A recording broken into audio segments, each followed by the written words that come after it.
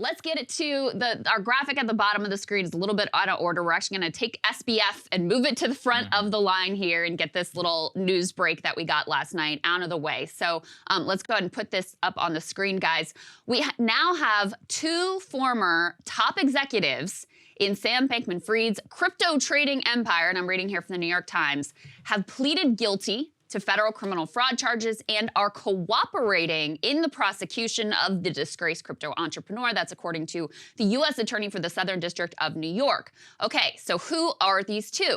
One of them is SBF's former girlfriend, Caroline Ellison, who was also the chief executive of the cryptocurrency hedge fund Alameda Research. Of course, you will recall the whole downfall of FTX had to do with their interconnection with Alameda. That was SBF's original firm. Then he starts FTX, and they're basically funneling customer funds out of FTX into Alameda for Alameda to place all of these risky bets. That is what is ultimately alleged. And so Caroline Ellison was the chief executive of that firm. We also have, though, pleading guilty and cooperating with the feds, Gary Wang, one of the founders of FTX, that crypto exchange that I mentioned before. Both were described as key lieutenants in Mr. Bankman-Fried's vast business empire.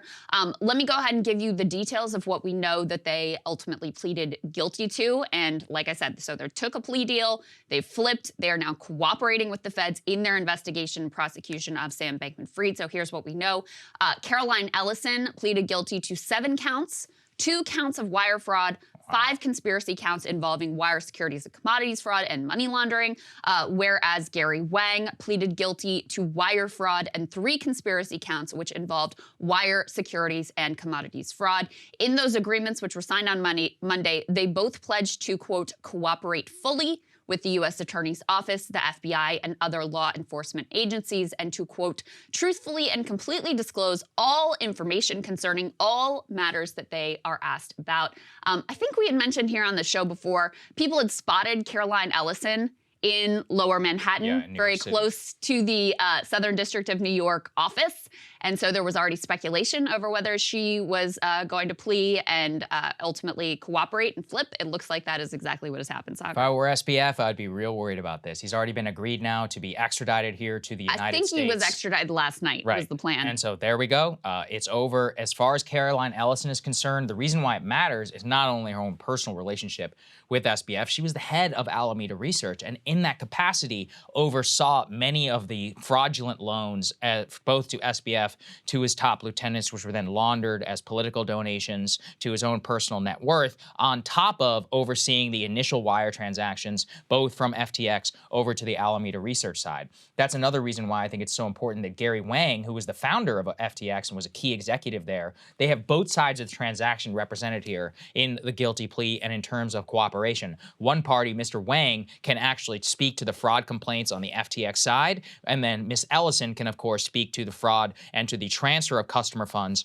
over to Alameda Research. Something that really sticks with me is the CEO, the guy he went through the Enron bankruptcy and unwound it on behalf of investors. He's now doing the same for FTX. He said it's very simple. He was like, look, Enron, and I actually encourage people to read about Enron. It's a very interesting story. The smartest guys in the room. It's a great book. That was a highly sophisticated financial engineering scheme using shell corporations and others in order to deceive the stock market. This, as he said it, is just, quote, plain embezzlement. He's like, this is as close to embezzlement of a simple, clear-cut case as we've ever seen. You take somebody else's money, you transfer somebody else, then you take a loan based upon that. There is some sophisticated stuff going on with respect to margin loans and the FTT token and all of that, which were faking the balance sheet and defrauding investors. But on its face, as a crime, even the Madoff scheme is far more sophisticated than what was happening here. I mean, it seems like an example of people who were so smart they were stupid. Yes. You know, I mean, they really thought that they could just get away with this, that he could keep this house of cards ultimately afloat. And you would assume that these two in particular would know where all of the metaphorical bodies are buried in terms of how this was all executed, how nefarious the plot was, how intentional all of it was. Because remember, SBF's whole defense, at least publicly in the media, was like, oh, I had no idea what was going on. And I made a few mistakes. because I sort of got down over my skis. They will know very clearly and have evidence to back it up whether or not that is the case. And I'm sure you have an opinion about whether or not that is ultimately the case.